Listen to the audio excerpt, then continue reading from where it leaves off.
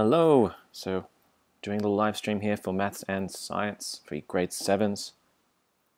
Just going to see if it's showing up on the YouTube channel. Seems that YouTube itself is having some problems.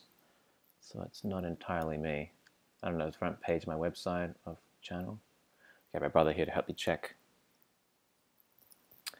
So I have some questions from emails. As promised, I would answer the ones from emails first. All right, let me just quick scan. There's nothing new. All right, so I've had a question. This one comes from Alice. How to multiply and divide integers. Okay, so for multiplication with integers, usually you have these combinations. You can have negative times negative. You can have negative times positive. You can have positive times negative. And of course, you've got positive times positive, which I think everyone understands. That's just the usual things. So let's look at some examples of that. So I've got negative 3 times by negative 2. The thing with multiplication with negative numbers, if they're both negatives, they cancel each other out. So it ends up being a positive answer. So I can just mentally ignore the negative signs once I've identified that they're going to cancel. So I just look at 3 times 2, which gives me the 6. And now I go on to the next one. So if I've got a negative 3 times a positive number, so I'm going to go 5 in this case. Here I've got negative times positive. Usually negative people bring the entire room down, even if everyone else is a positive kind of person. So negative wins. So a negative number times a positive number will give me a negative result. So I can just stick that minus sign down first. And now just look at the numbers themselves. So what's 3 times 5? That gives me 15. So the answer is negative 15. And of course I've got the other way around where I've got a positive times negative. So that could be, I don't know, 7 times negative 2. So here I've got a positive and a negative number. I can see this one here as a positive number because there's nothing written in the front half, the front bit of the 7. So it's just going to be a positive number times a negative number. Negative people win. So we've got a negative result, and I can just look at those numbers again. So 7 times 2 gives me 14. So the answer is negative 14. Can I get a confirmation if the stream's happening? Awesome. Okay. So that's the first bit of Alice's question. She also asks, let me just change pink here.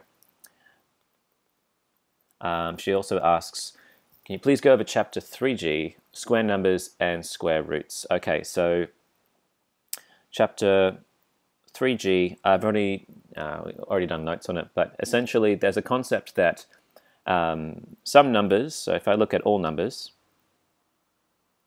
okay, you understand that some of them are known as even numbers, some of them are odd numbers.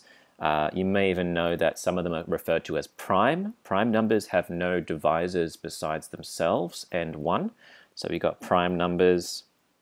Okay, there's many different ways of I guess different types, different categories of numbers besides even, odd, and prime. One of them is known as square numbers. Okay, a square number is a number that can form a beautiful square. So 1, if I represent these numbers as dots, the number 1 is actually a square number. It's just a square with a side length of 1. The next biggest square that I could make using dots is the number 4. So that's the next biggest square number because I can arrange the value in terms of dots nice and neatly into a square. And the next biggest square that I can make now is going to be 9, and so on. We can actually express square numbers in terms of powers or index forms. So the number 4 is the same thing as 2 times 2. You can imagine that if I just switch colors here for a moment, I've got a side length of 2 and a side length of 2. So I've just 2 times 2 gives me 4 in the middle. So that's what I'm looking at here, which gives me 4. But I could also write that in index form where that's 2 squared, which sort of should tie together quite beautifully. The number 9 is also a square number, and we can see its side lengths. That's 3 on this side and 3 on that side. So 3 times 3 actually gives me the area of 9 dots. So the number 9 is equivalent to 3 squared, or to the power of 2. So the reason why we talk about square numbers is it helps us work backwards. So if I have a mathematical symbol, so let's say the question is, what is the square root of 25, you know what, I'll change it to a number we just solved here, square root of 9, okay, we are basically asking, what is the side length?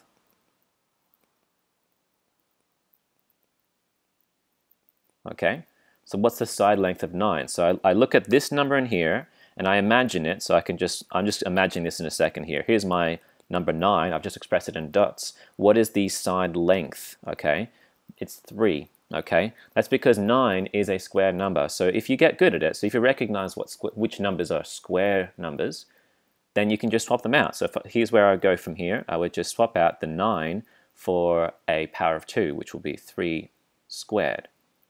All right, if I had the original question from earlier, square root of 25, I recognize that 25 is a square number. All right, and its side length is 5. So 5 times 5 gives me 25. So these two things are actually equal to each other. All right, so returning here to the 9, so I've got square root of 9 is the exact same answer as the square root of 3 squared. And it just turns out that a square and a square root cancel. All right, they undo each other. So those two things knock each other out, and what's remaining? The side length. All right, so that's a little bit precursor here. So same thing over here with the square root of 25 is the exact same answer as the square root of 5 squared. And then so these knock each other out, and so all that remains is the number 5. Once you get pretty quick at doing these, realistically, you would jump from here straight to here. That's what it would look like when you are pretty good at them. But what will help you with square root problems is if you know what the square numbers look like, so that when you see some number, okay, so some number in this area, you want to be able to recognize if that is a square number.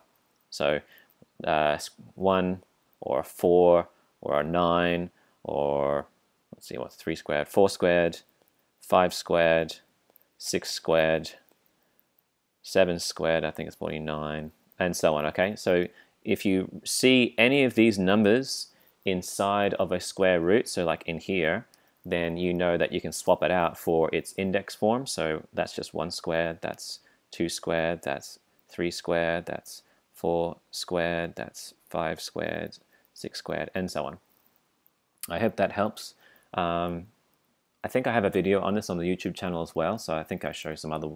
I think actually show some other techniques. So especially if you've got like a big scary number, especially if you've got a big scary number like square root of 400. Now that's something you don't recognize, but in that occasion, you would try to see for this number in here, can I find two numbers that multiply together by themselves to give me 400? Okay. So you might do some thinking there. I'm thinking, so if 10 times 10 gives me 100, okay, so 10 times 10 is too small. What if I do 20 times 20? I can do a little calculation here if I'm not sure. I'm using 10 times 10 because it's something that I do recognize, and see if I can find something bigger that gives me 400. So I'm trying 10 times 10, now I'm going to 20 times 20, so that gives me 0, 0. No, wait, that's 4. Yeah, so it is 20 times 20. So now I can see that this cancels out that, which gives me an answer of 20.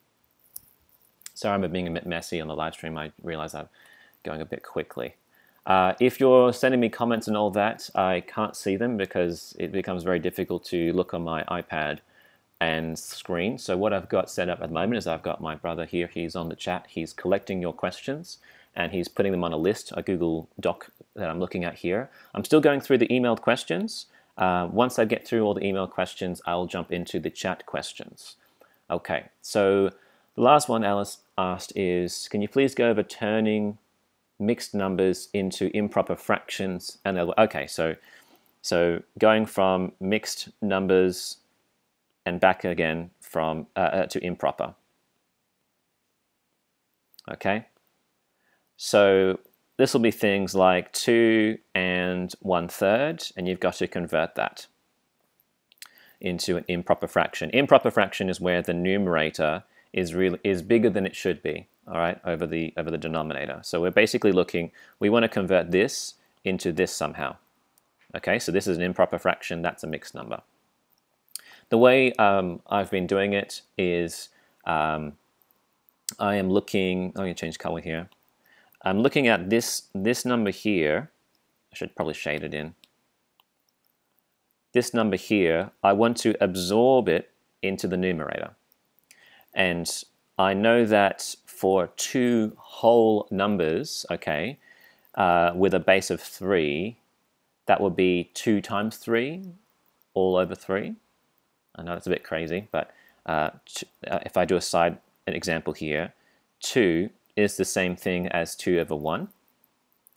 2 is the same thing as 4 over 2. All right. 2 is the same thing as 6 over 3. Now, if I choose this one, then it matches the denominator of the fraction.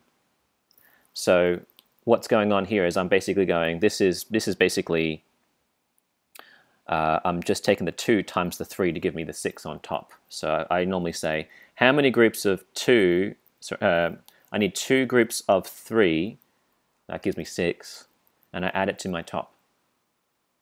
2 groups of 3, so that's 2 times 3, that gives me 6. Added to the top. So that gives me 7.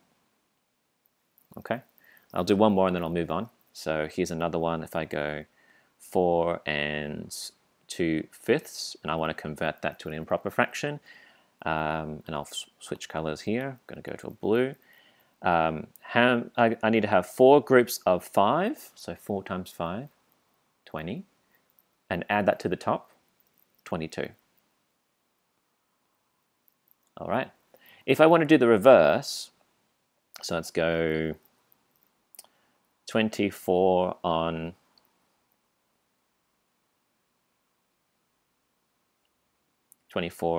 5, for example. If I want to go from improper form and I want to convert that to a mixed number form, so I basically want to find out how many groups of 5 can I see in the numerator? Okay, as many as I can find. There's many different ways you can find that number out. You can sort of guess. So knowing your 5 times tables, I know that 5 could be 5, 10, 15, 20, 25. 25 is too big, so I can't use that. So it looks like the largest multiple of 5 that I have in my numerator is 20, and I'm going to have some leftovers. So that's going to be 1, 2, 3, 4. 4 times 5, yeah? So that's 4 groups. So my mixed number form will be 4 whole numbers with leftovers. I got 4 leftovers over 5.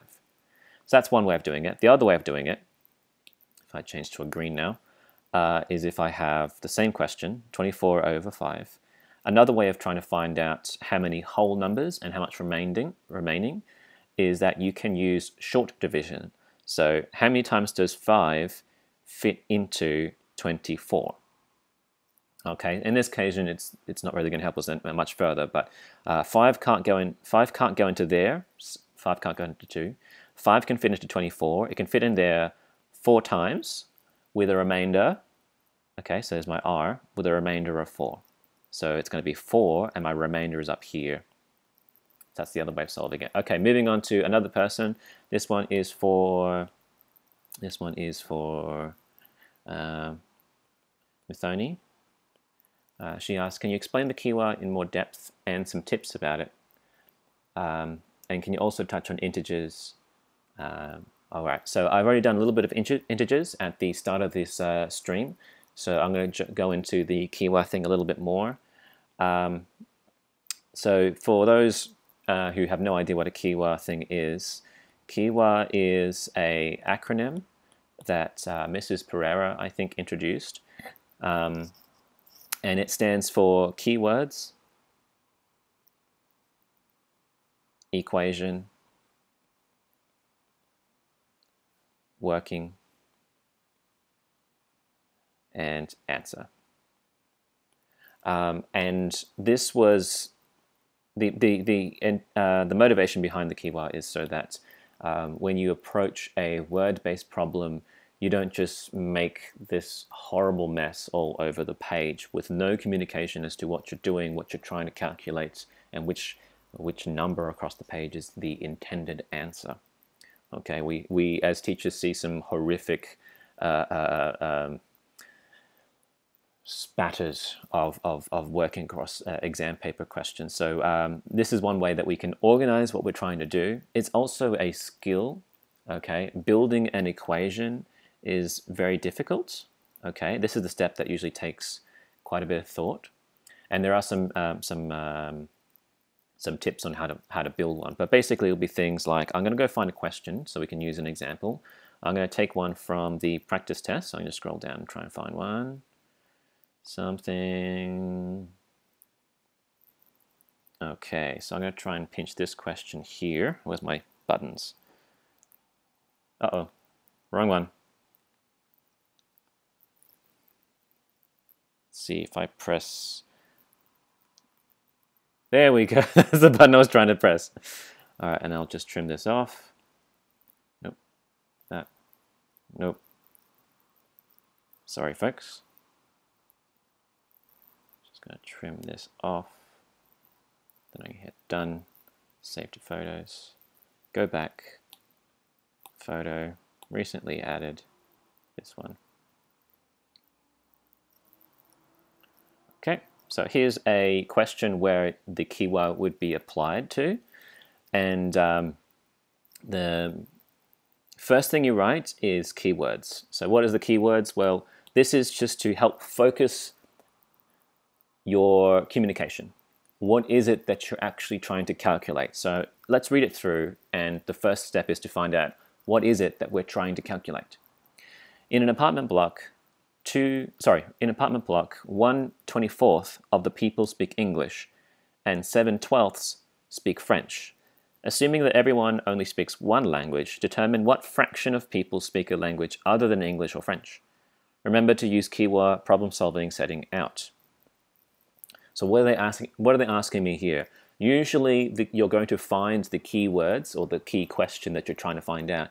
Usually it happens towards the end of the sentences of the word problem. So here it says, determine what fraction speak a language other than English or French. So that is the question. Now, how you turn this into your working on the page is entirely up to you. So I like to shorten it as much as I can. So I'm trying to reimagine the question and make it. I try and go for like 3 or 4 words rather than having the whole thing written out. But if you have no ideas, you just write this down, okay? So I would say fraction that don't speak English or French. Okay, so that is this bit here is the K step, the keywords of the keyword structure.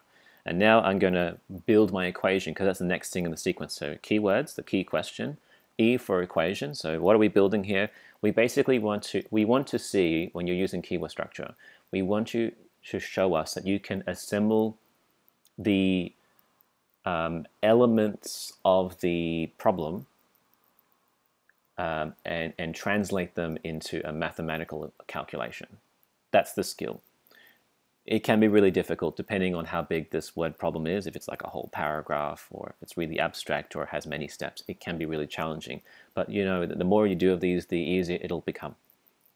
So some things that I recommend on how to try to build it is I go seeking out in the word problem any numbers that I can spot. So I can see this is a number and this is a number, and I can see everyone only speaks one language. That's just a little thought there that I think that I need to remember. So I see 2 numbers there.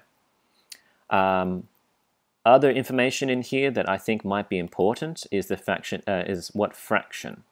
Okay, a fraction means it can be imagined as a ratio. So we're not specifically trying to ask how many people. We want to see what ratio of people okay, in this apartment. So I know that my answer has got to be a fraction somewhere. All right, and they do use the word everyone. If we're dealing with fractions or ratios of people, and they mention, and you have to do something compared or take away from everyone, the everyone is going to be represented by 1, okay, because 1 is like 1 over 1. You'll see what I mean. So if they don't speak English or French, that means out of everyone, I have to remove those who speak English, so there's the 1/24th, and I have to remove all those that speak French, so I have to remove the 7/12th ratio that are French speakers. And so that is my equation. And now I can say that I've done the E step of the keyword structure. So scrolling down, now I'm going to move on to the W step, which is just working it out. So for this one here, I think I'll need to convert all of my fractions to the same base, otherwise I can't actually subtract anything. So I need to convert the 1 into a base of 24, and I need to convert this again also into a base of 24. So 1 is the same thing as 1 over 1, but I can scale this up. So I can make it 24 over 24. It's the same answer, okay? And then I just copy out the middle bit. And 7/12ths, if I double top and bottom, I can get 24. So 12 times 2 gives me 24. 7 times 2 gives me 14 on top. So now I can do the subtraction. 24 minus 1 gives me 23. Copy down the rest of my working. And 23 subtract 14, so I can't do that in my head, so I'm going to do 23, 14. 3 take 4 can't be done, borrow 1. 13 take 4 I think is 9, 0. So it's going to be 9 on 24. Before I'm done, usually when you see a fraction as you boil it down to a single number, usually you have to sort of ask yourself, can I simplify this? Can I make it nicer? At least that's the language I use. I like to say, can I make this nicer? Can I divide top and bottom by a common factor?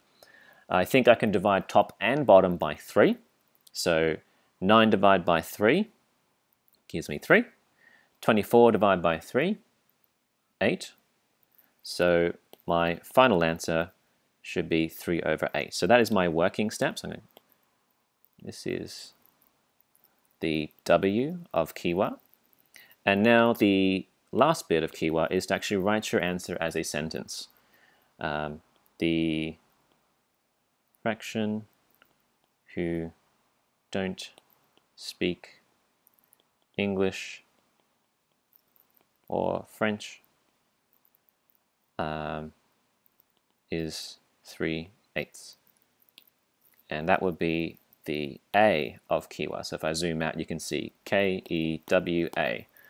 Whew, that's quite a bit. Hope I don't have to do too much more of that. I should probably check that my answer matches the answer scheme just to make sure, but I'm pretty sure I built that one fine. English, French, only speak one language.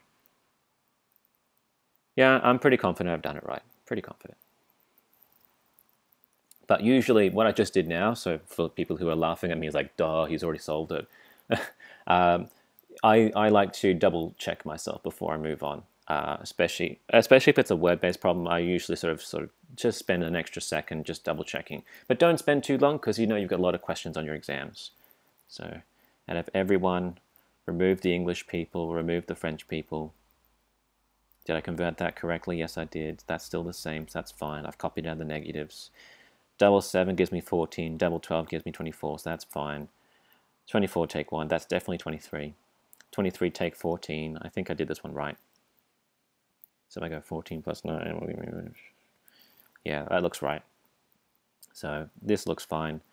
Then reducing it down, 8, 16, 24, yep, so I've got that right too as well. Yeah, I'm pretty confident I've got this question right, so I'm going to move on. Now I'm going to some of the chat questions now. So my brother has written them into this Google Doc file. Max asks, so I got Max. Max asks, can you please explain question 3 of the red and yellow questions? Oh. I have to go find it. Sorry, Max. I hope everyone can wait. I just need to go digging into my Dropbox here to try and find the red questions. So I think it might be...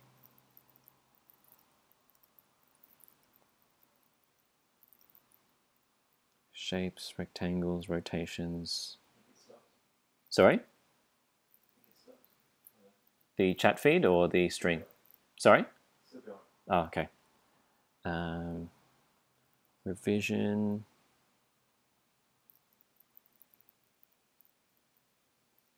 No, it's terms 3.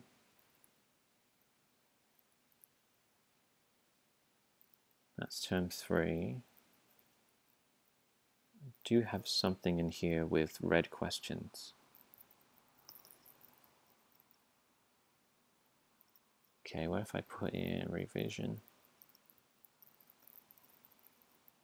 Sorry, I think Max is referring to the hardcore questions I put out to parents to give out to their kids if they feel like challenging them a little bit more.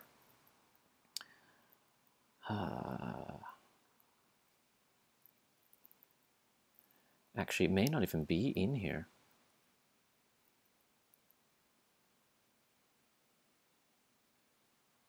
Do I have any reds? No. All right, so excuse me for a moment, folks. I'm going to check my computer here. I may have saved it to the hard drive instead of my instead of my Dropbox.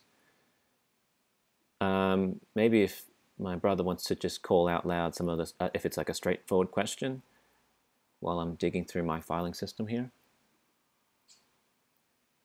How do I convert a mixed number into improper?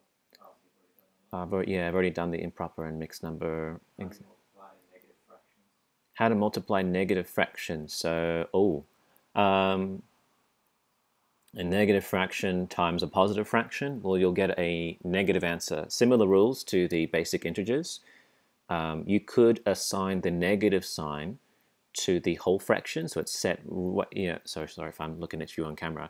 You can put the negative sign right next, if my head is the numerator and denominator, you can put the negative sign right next to it, or you could put the negative sign right on the numerator. But I'll do it on paper once I find, let's see, red questions. Sorry, folks, it takes a while. I tend to like bury them.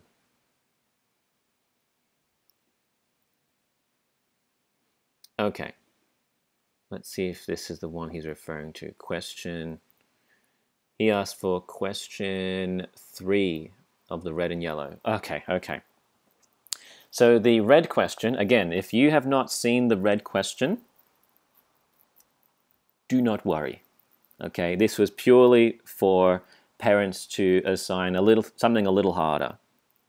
Okay, so the red question I gave to the parents, and they had the choice to assign it to the child or not. So if you haven't done it, you don't have to. Also, this is probably at a level that's a little harder than I would expect you to do on the exam.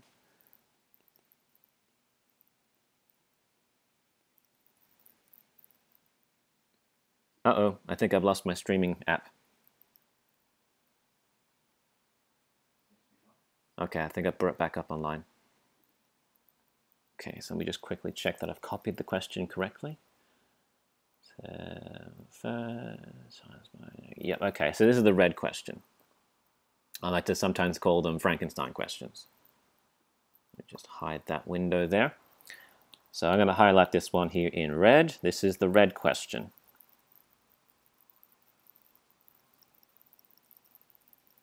This is something that I would only expect like some of the students to be able to solve. Okay. This is basically Bombast with everything. Okay, Frankenstein monster was assembled from different corpses. This question here is assembled from the corpses of integers, fractions, mixed numbers, multiplication, adding and subtracting, okay? So it's the worst thing I could think of, and hence why it's a red question. So where on earth do you begin with a question like this? We use the Bombast or whatever your teacher has told you, they may have called it BIMDAS or Bob, or whatever. As long as you do what your teacher has told you about order of operation, whatever acronym spelling they've used. So for us, I use the word BOMDAS. So it's brackets, order, or powers, multiplication, division, addition, subtraction. Addition, subtraction, you can do it either way around. Multiplication or division, you can do them either way around. They're equivalent rank, all right? So I should start with brackets first, according to the BOMDAS rule. So I'm going to copy out the question and only focus on the brackets for now. So I've got a whole number divided by a mixed number. So I need to do some converting here. So I need to convert this into -2 on 1, because that gives me the same thing here. I'm going to keep the division sign here. I need one group of 6, gives me 6, added to the top, gives me 8. So 8 on 6. And now I carry down to the next row. So I'm still focusing on my brackets.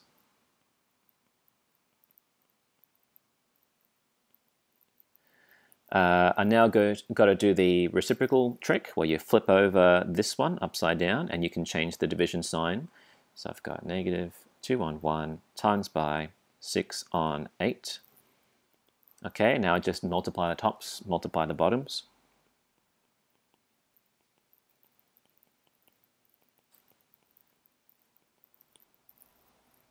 So 2 times 6 gives me 12 on top, and 1 times 8 gives me 8. I don't need my fractions anymore, so I'm going to remove that. Don't need my fractions anymore. Sorry, I don't need my brackets anymore because I've reduced it down to a single number. So carrying on. So what's the next thing on the BOMDAS rule? So I've finished all my brackets. I don't have any powers left, so I don't have to do order. So now I'm just looking at multiplication, which is this bit here. So I'm going to focus on that next. Can I make it any nicer, though, before I actually try and smash it through? So I could divide this and this by a common factor. So I could divide 3 by 3, it gives me 1. Divide 12 by 3, which gives me 4. I can't simplify this way because 7 and 8 don't have any common factors. I can't simplify anything further vertically because 7 and 1 don't share any factors besides 1. I could simplify 4 over 8 because they both share a factor of 4. So that gives me, so cross that out, 4 divided by 4 gives me 1, 8 divided by 4 gives me 2. So now I get 7 times 1, which gives me 7 on top. 1 times 2 gives me 2. So I've reduced the problem down. Now I go back to the BOMDAS rule. Do I have any multiplication or division left? I do not, so I don't have to worry about them. Now it's addition and subtraction, so now I work left to right. My first bit here, I have a number here and a mixed number here. They're not the same thing, so I need to convert the mixed number. So I'm going to copy down this one and focus my attention on converting the mixed number. So 2 groups of 5. So 2 groups of 5, that gives me 10, and I add that to the top, which gives me 14 over 5, plus 7 on 2. Now I need to make sure that all of the denominators are the same so that I can actually add them together. I may as well convert all of them. Okay, so it looks like the largest common multiple of all of these denominators, so 15, 5, and 2, I think the largest common multiple is 30. So I'm going to convert them all onto base 30. So I have to double this one to turn it to a base of 30. So that means I'm going to double the numerator there, so it makes it -2. To get from 5 to 30, I have to multiply that by 6. Pretty sure it's 6. Somebody correct me and then laugh at me, please. So 5 times 6. That means I've got to do 14 times 6. 6 times 4 is 24. 6 times 1 is 6, plus that gives me 84. So I'll get 84 over 30. And to get from 2 to 30, I have to multiply that by 15. So I'm going to do another calculation here, which is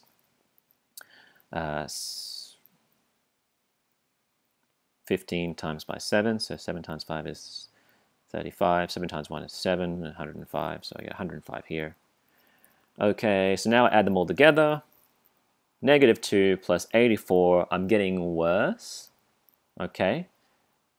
2 bad things add to my 84 good things. I'm kind of getting lower in value. So I'm going to drop down to 82 over 30. Okay, and now I got to do 82 plus 105. So 5 plus 2 is 7, 8, 187 over 30. I think 187 over 30 looks a bit...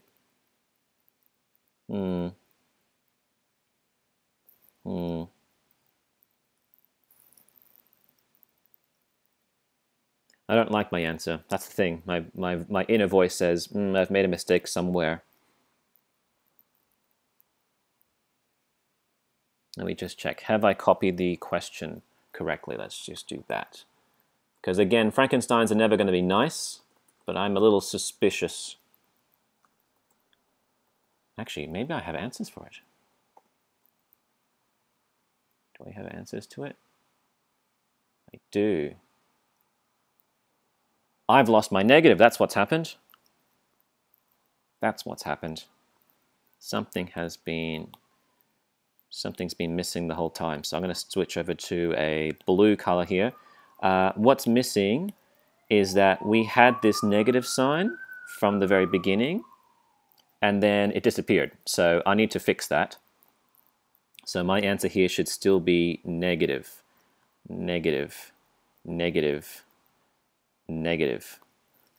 Therefore, my final row here, it's going to be 82 plus a negative number. That's going to be the same thing as 82 subtract 105. So I'm just going to find the difference between these two numbers and stick the because 82 I don't have enough to do the subtraction, so I'm going to fall below 0. I'm going to go to a negative answer. So my answer is going to be negative overall. I just got to figure out what the difference is now. So I'm going to do the 105, take away the 82. So that 5 take 2 is 3. Can't do that, so it makes 10 take 8 gives me 2. I get 23. There we go. Whew. Nearly had that immortalized on video where I calculated something wrong. But I guess you can learn from my lesson here, guys, is that sometimes you have to go and ask yourself, does my answer look right? Should it be ugly? Before it looked ugly, like I had like a huge numerator, and my inner voice said, that didn't look like it. Didn't look right. Okay, so scrolling on. So I've only answered 3 people so far. I've got to be faster. People need to ask me less complicated questions. Okay, so Elena asks, how do I convert a mixed number into an improper fraction and improper into a mixed? So I've already done that one at the start of the video. So hopefully Elena can scroll up, or when the video is over, it'll be uploaded and saved to YouTube. And so hopefully you can watch that. Lauren asks, what are the science definitions we have learned in science? Oh, sweetie, that'll be like heaps. Oh, there'll be things like, okay, so these are some of the words. Those are just names. Okay, things like observation, something you can smell, hear, touch, smell, taste. Inferences, a suggested explanation. Hypothesis, a reasoned guess on what's causing something to happen. An investigation, you'll put things to the test. You'll test them, trying to make them fair. You'll try and test them to find qualitative. These will be qualities like color, good, bad, much, less. Okay, quantitative will be things like you can actually put numbers to. Conclusion. We've also done variables. So it'll be things like what a variable, independent variable, dependent variable, controlled variable. Analyzing data, so things like, okay, what data is. That's an example. Discussion. So there's nothing not really definitions in. There wasn't really definitions in 1.6. We got to separating mixtures. Definitely what a mixture is. So mixture, a pure substance, and then you scroll on. Fizzy drink. We have dissolve, solvent, solute, solubility, insoluble, solvent, solute. Ute goes in the solvent. Solution, aqueous solution. These are just examples. Concentration, dilute, concentrated, saturated solution, flowcharts. Okay, going back. Suspension, colloid. And if you really want to be extra, you can memorize emulsion.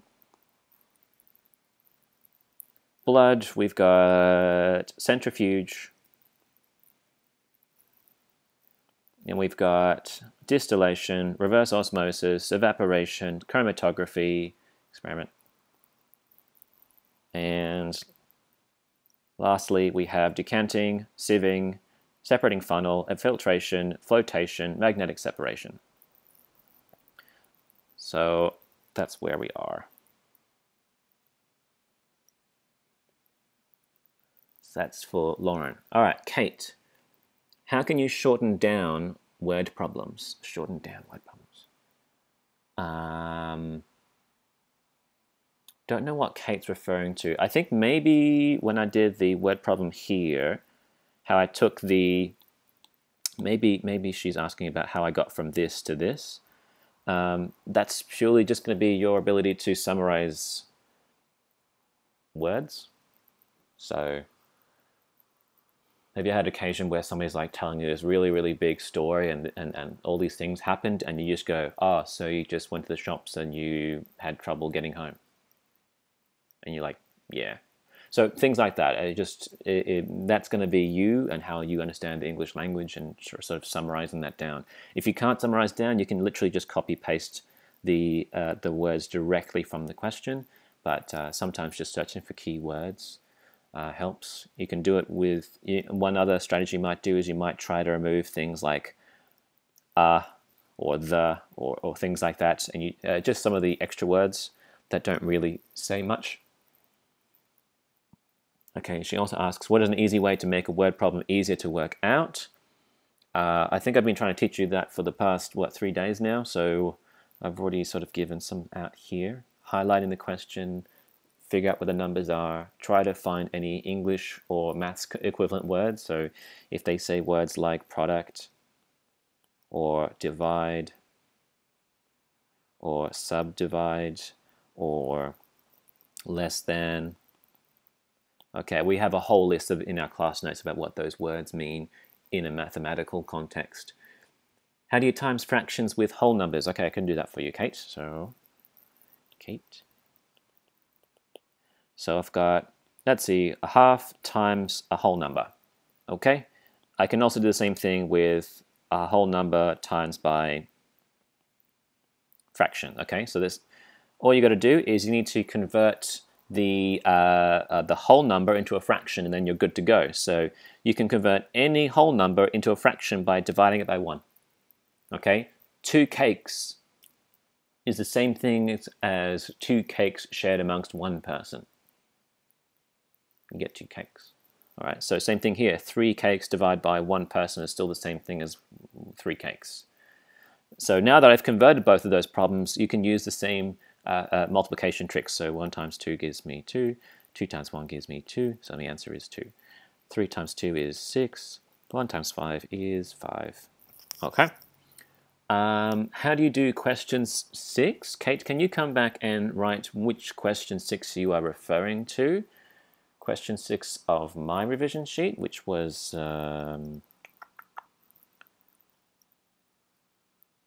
question 6 of my sheet, or question 6 of Mrs. Appleton's one? I have no idea.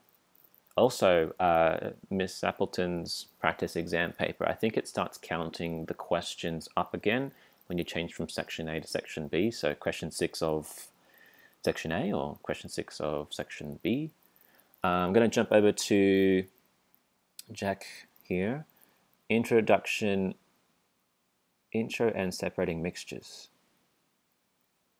Don't know what he means there. Jack, can you elaborate what you meant by that if you're still here? I know we've run over the live stream here. How's the activity going? Yep, she asked question 6 about Miss Appleton's. Can you, okay, so I'm hearing that it's from, Kate was asking about the Miss Appleton's practice exam. I'll see if I can maybe find what she's talking about. Because again, like the numbers count up again when you change to a section of it. So if you're talking about Are you talking about this question here on SF? Or are you talking about question 6 here? All right, so on the same document, you have 2 question 6s. So if Kate can follow up with which one of those 2 she's referring to. And Jack, I have no idea what he's asking about there. Yoshara, how do you do question 9 and 10 in the practice test made by Miss Appleton? Again, can you guys, if you've been asking about the practice exam, can you tell me exactly which section? Is it section A or section B? I'm guessing you're probably asking about section B. They're usually a little more difficult. So if I'm looking, so Kate says section B? All right, let's have a look here.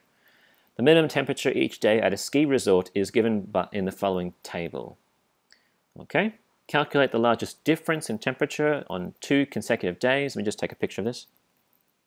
Hooray, I didn't turn the iPad off accidentally. Okay, done. Save to photos. Bring this over to here. Oops, that's the wrong one. It's my feet! It's my feet! Photo recently added. Mentally scarred, everybody. Looking at my toes. I hope everyone's okay. Okay, so things that I'm doing in this question here, I'm looking for numbers, so I can see numbers here. So these are all my numbers. I'm also looking for English words that have a maths meaning.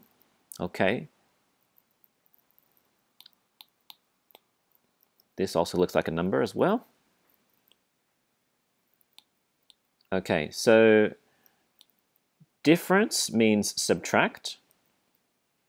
Okay, from our notes on English and maths words.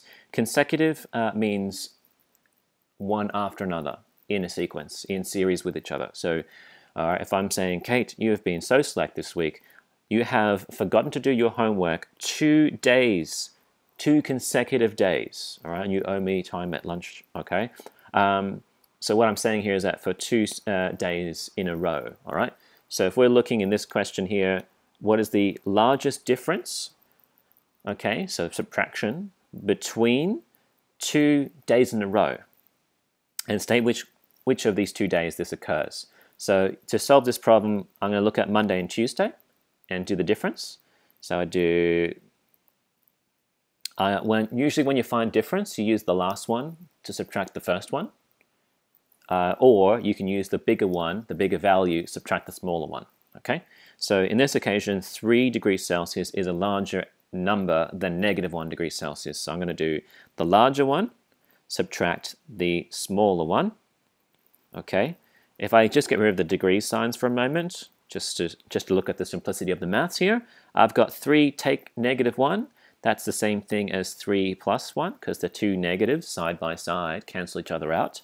So that's going to be 4, a difference of 4, and a difference of 4 degrees Celsius. And you'll keep doing it, so now you're going to calculate the difference between Monday and Tuesday, and so on and so forth. So I would probably, because this one's going to take several calculations, so that's a calculation, that's another calculation, that's another calculation, and so forth.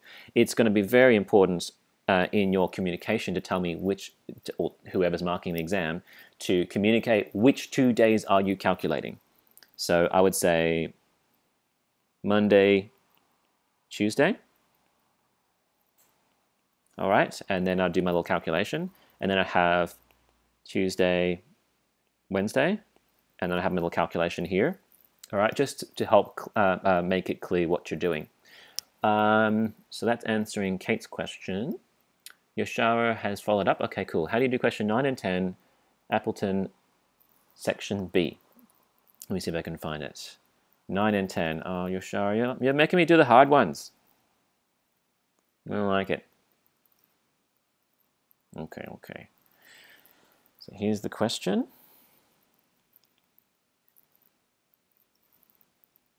Does anyone else have the same question, by the way?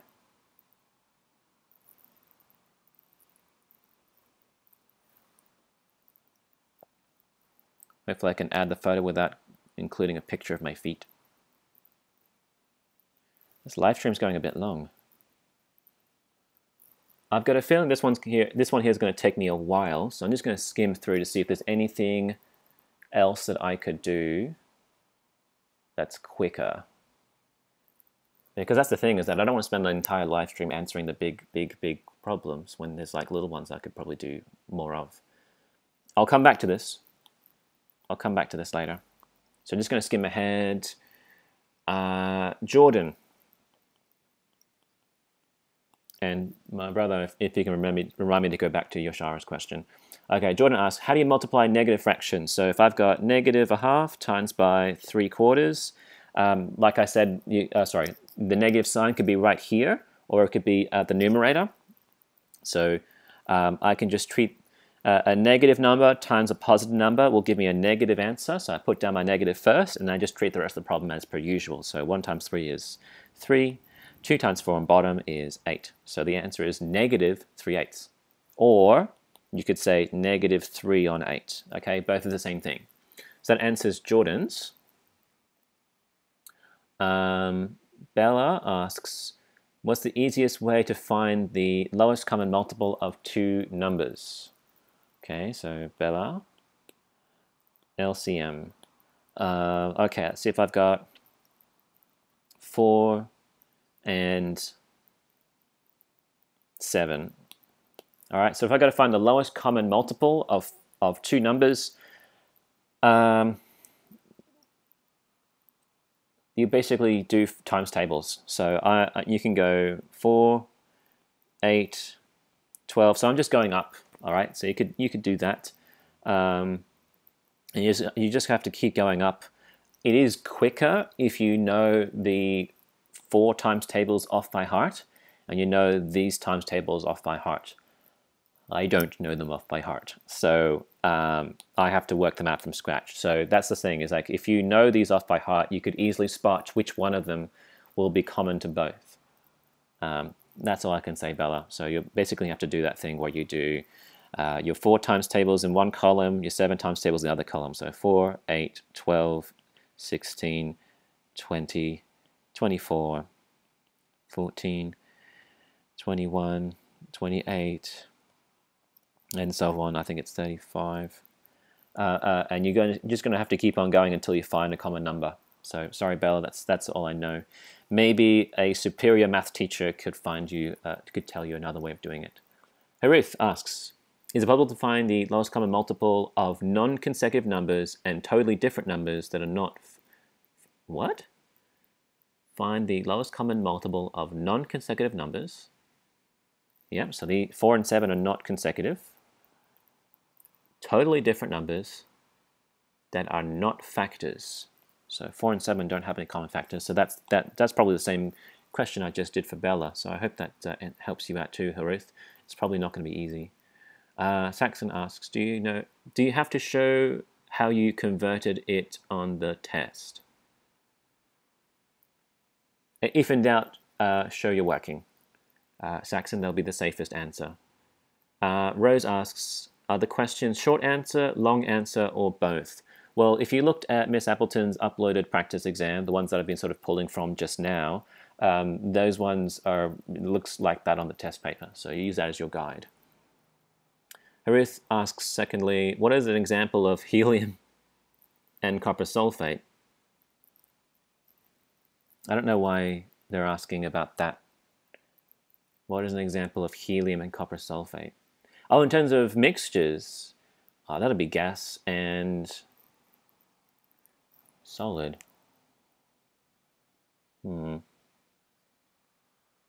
Ruth, can you elaborate what you said there with helium and copper sulfate, the He and CuSO4? Can you just elaborate what you meant there? What you've presently, or at least what's been transmitted to the Google Doc, is not terribly clear. Brandon asks, please, may you send me the note on decanting? Yes, I will try and upload the class notes on decanting after the live stream. Ruth follows up with another one. Can copper-2 mix with other scientific substances? Copper-2.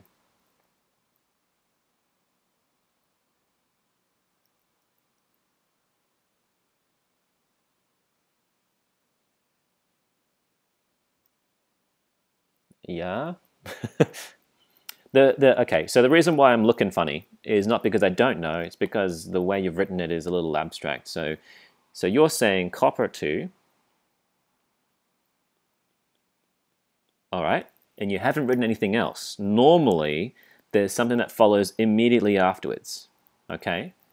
But because you haven't, all you're saying is copper, a copper 2 plus ion. That means a copper atom with a 2 plus charge. So yes, of course, it goes with lots of things. You've got copper sulfate, copper chloride, so you could have copper chloride, which gives you a formula of CuCl2, or you could have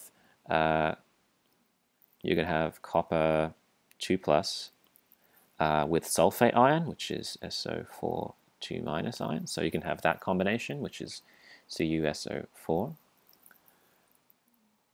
Interesting question. Harith then asks, how can you do question 12 on the practice test? Question 12.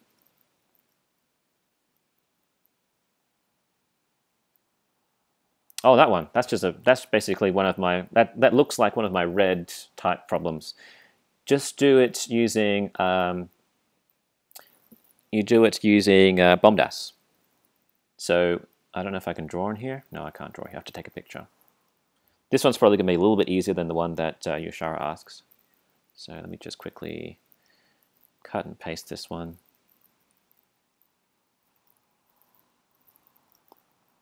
This is question 12.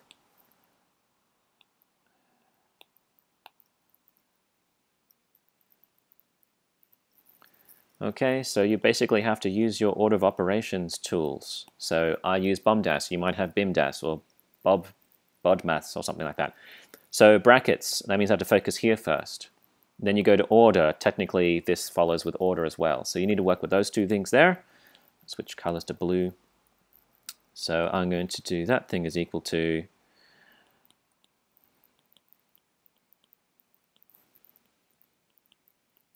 uh, 2 to the power 4 is 2 times 2 times 2 times 2 plus the 3 from the rest of the question.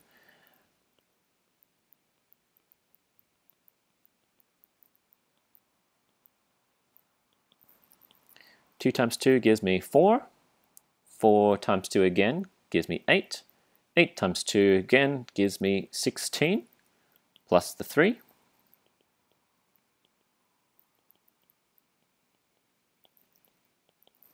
Sixteen plus 3 gives me 19. My brackets fall away because I've narrowed it down to a single number. Now I go to my Bombast list, so I've done my brackets. I'm looking at orders. Technically, square roots fall into the same category as orders. Don't ask me why, because it just makes you more confused. So 100 is a square number. I know it's 10 times 10 gives me 100, and so I can write that as 10 squared. So I can just swap it out. So I just got square root of 10 squared.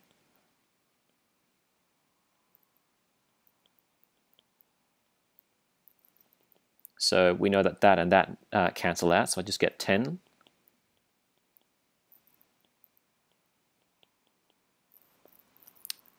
Now the next thing on my list says to do multiplication or division. Multiplication. So I can do 10 over 1. So 10 times 2 gives me 20 over 5. Take away 2 times 19. And you just keep solving and solving and solving. So basically, I think you guys can solve from here onwards. That's how you would approach question 12. Use your Bombast tools. So I got to Harith's question on 12. Thanks for popping by. Says, how do I do cross simplification? All right, so cross simplification. Sorry, I'm just getting a bit lazy here now. So that'll be things like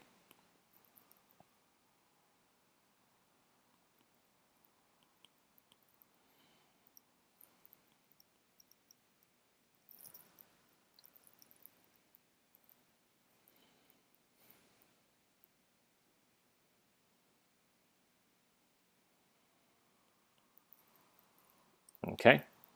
So that's you would use this technique whenever the whenever the numbers are big, so usually I start to ask myself this cross-simplification step. I ask if I can do it whenever I spot that there is a double digit on the tops. So the way it works is that you know that you can simplify things vertically. So if you can find a common factor that works on top and bottom, and you divide both top and bottom by the same factor, then that simplifies it down. It's an equivalent fraction. However, when you get to a multiplication problem, you can actually simplify diagonally as well. So you've got these options available to you, as well as the ordinary vertical simplification. So 24 and 12 have common factors. So let's deal with them first. Let's switch color to pink. So 12 and 24 have a common factor. They have lots of common factors. The largest common factor that I can see already is that 12 can divide 12, and 12 can divide 24. So that'll give me 2. That'll give me 1 if I divide both of them by 12. Now I'm looking at the other diagonal, 16 and 18. They're both even numbers, so that I know that I could at least divide both of them by 2. Can I divide them by 3 or 4? This one here is divisible by 4. This one here I don't think is divisible by 4. So I think 2 is probably the biggest number I can use. So 16 divided by 2 gives me 8. 18 divided by 2 gives me 9. Then can I do anything vertically? No. Can I do anything here? Yeah, I can go one more again. So it looks like 2 and 8 share a common factor of 2. 2 can divide by 2, gives me 1. 8 divided by 2 gives me 4. So that's how, and now I'm just collecting my leftovers and reforming them into new fractions. That makes it 1/4 times by 9/1. And that'll give me 9 on 4. That's how the cross-simplification technique works. Augustine asks, can you answer the one that asks what fraction is in between negative fractions? I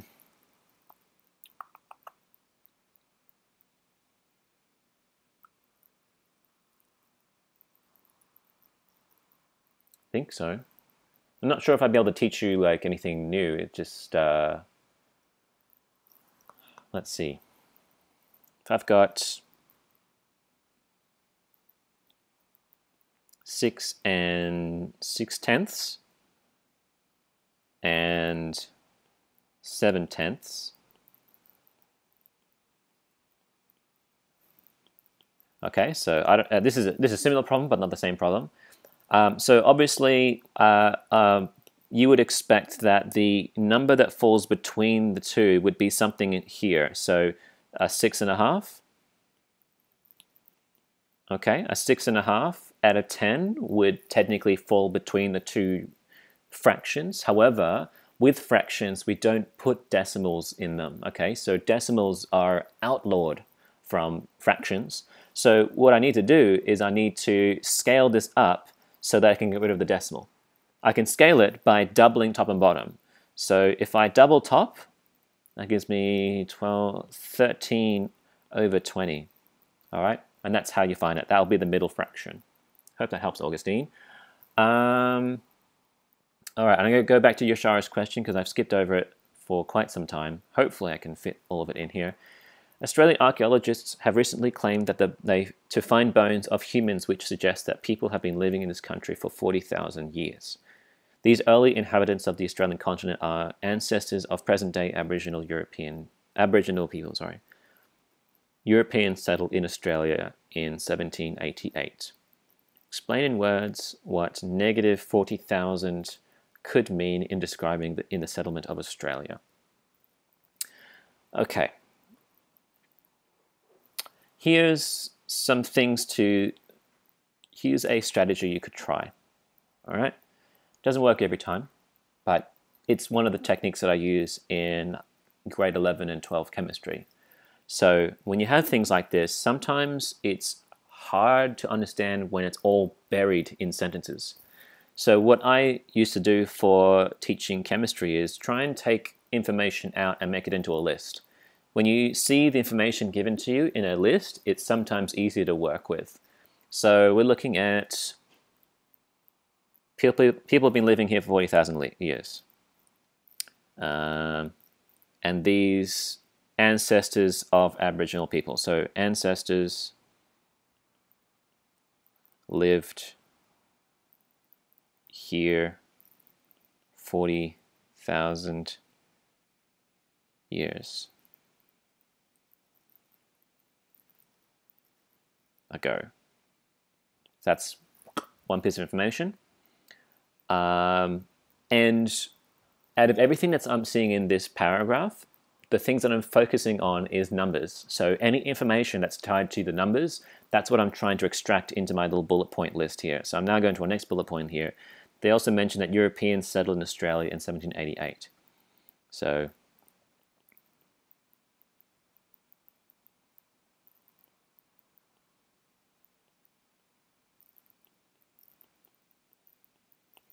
okay, so I've just extracted the question, the bits of everything else doesn't matter. So I can almost ignore it now. Okay. So now looking at here, explain in words what negative 40,000 could mean. So when we use a negative sign, it usually means like opposite. Okay, so if I've got $40 in my bank account and I put a negative in front, it means I've got the opposite of having $40. I owe the bank $40.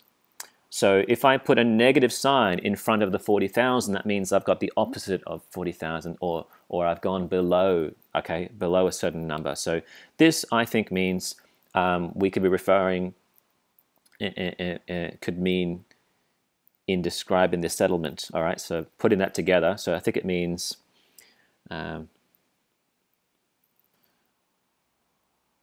I think it could mean it's negative 40,000 years ago, or it's yeah,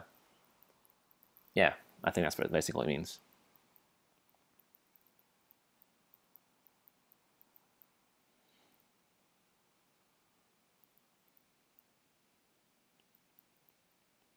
Okay, and that one's purely going to be like an English thinking type problem. Now if we go to B, if today were the year 0,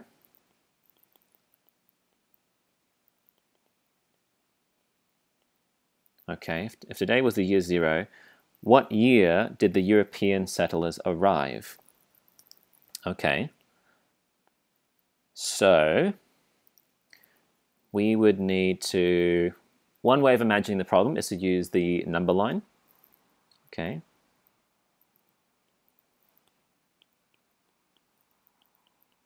And this is going to be years. All right, so this is present day. Okay, so we're at the 0 mark. Then we obviously have some time ago, the Europeans.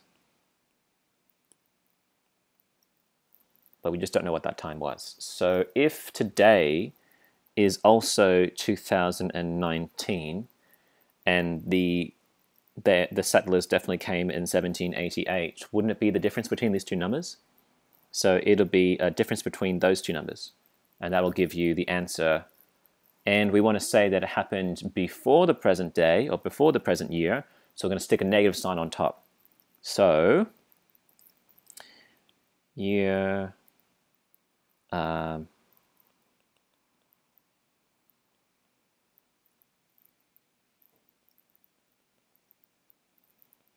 is going to be, I want my answer to be negative. So yes, I got to do a subtraction between these two figures, but I want my answer to be negative. So I'm going to put the smaller number before the larger number.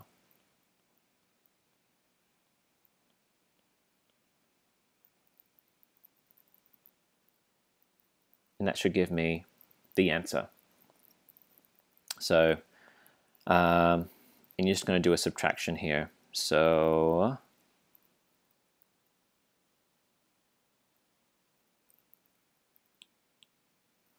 I'm going to rub out Jordan's answer here. For this one here, I can't solve directly because it is another way I could do it, actually. Another way I could solve it. Because the numbers are so big, it's not immediately obvious. So another way I could do it is I could put negative .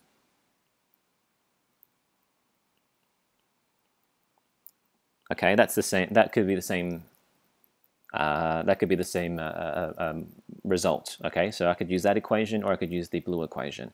And that one I can solve a little bit easier. So negative 9 take 8 gives me 1. 1 take 8 I can't do, so I'm going to borrow, so that makes it 10. I'm going to borrow again, that makes it a 9. It gives me 11 take 8 gives me 3. 9 take 7 gives me 2. 1 take 1. So I'm going to get negative 231. 9 take 7, yeah, I think I'm right. So now I'm going to have my A for Kiwa.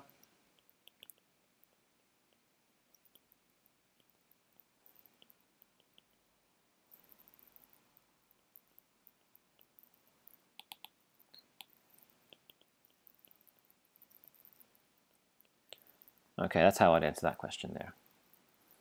I think we're at the end here of the stream. I think we just got Augustine's question, which I did, and then Tanks comes and asks, what will be some examples of what is in the science test? Oh, I can't actually tell you directly what's in the science test. That would be unethical. Okay, that would be unfair for other teachers or other kids and things like that. So I can't tell you what's in the test. But what I can tell you, or I guess what I can remind you, is what are the general targets that we use in science. All right, so targets are also known as criteria.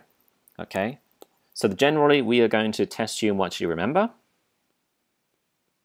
Okay, this will be like facts or definitions. Okay, we're going to test you on some skills, and we're going to test you on how you can explain yourself. Okay, in general. So remember, that'll be things like spelling, going to be things like definitions of words. Okay, skills, you got to think about what have we done in science that is a skill that is probably, yeah, just think about what have we done in science that is a skill and not necessarily a sort of intelligence type of thing. So for example, lighting a Bunsen burner correctly is a skill. Anyone can learn how to do it. It's not something that makes you brilliant because like, oh, he's so smart, he can light a Bunsen burner without killing everybody. You're not smart because you're doing the skill. It's just something you just do it a couple of times and now you've got it. So I gave you an example of lighting a Bunsen burner without killing everybody. What else have you learned in science that you could refer to as a skill? It's not necessarily something that you would that is an intelligence type of thing. So we've done practical report writing, so aim, hypothesis, variables, and things like that. So you might think a little bit like that. We've also done carrying out experiments, all right, so things like that. I can't give away anything more than that. It's up to you to try and think. Some other clues might be what kinds of rehearsed things that you've done in science that is unusual for any other subject, okay? And that'll hopefully sift out in your memory what is special about science that could be considered a skill, and we might be able to test you in the test. Now, the test is a paper test, so it's not going to be you physically doing things.